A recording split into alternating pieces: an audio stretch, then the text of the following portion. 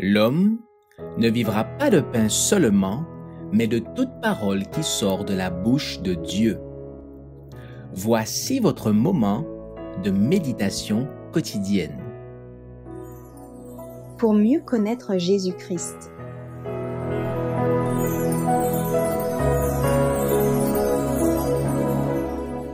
Fermement tenu par Jésus.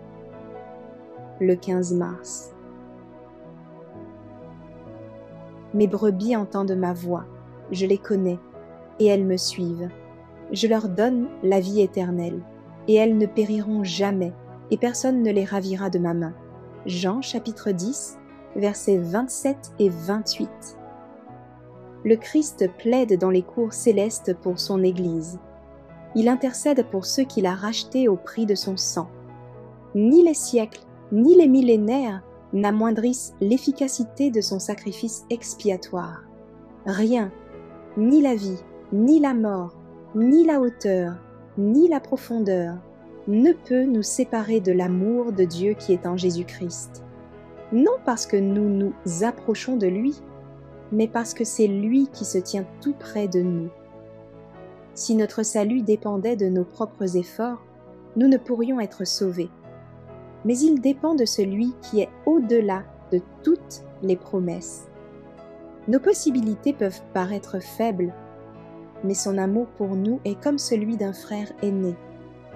Tant que nous restons en contact avec lui, nul ne saurait nous arracher de sa main.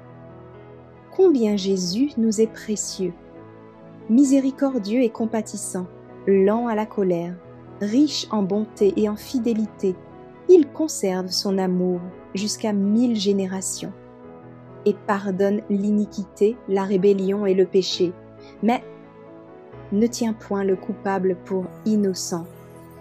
Exode, chapitre 34, versets 6 et 7. Combien nous sommes privilégiés de pouvoir venir à Jésus tel que nous sommes et nous appuyer sur son amour. Nous n'avons d'espoir qu'en lui, qui peut nous prendre par la main pour nous sortir des profondeurs du découragement et du désespoir, et placer nos pieds sur le roc.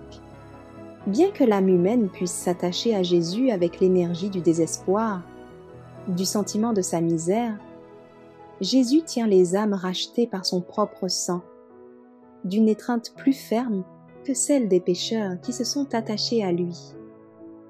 Souvent, je relis cette parole si pleine d'assurance.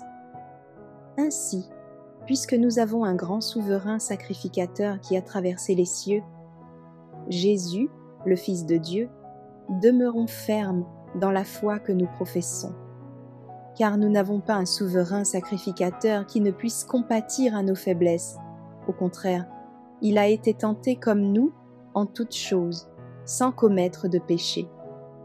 Approchons-nous donc avec assurance du trône de la grâce, afin d'obtenir miséricorde et de trouver grâce pour être secourus dans nos besoins.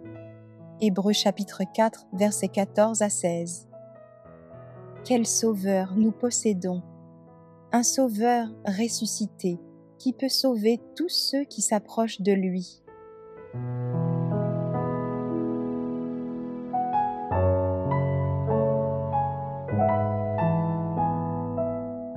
Merci d'avoir écouté cette présentation. Assurez-vous de nous rejoindre demain pour votre moment de méditation quotidienne avec lereste.org.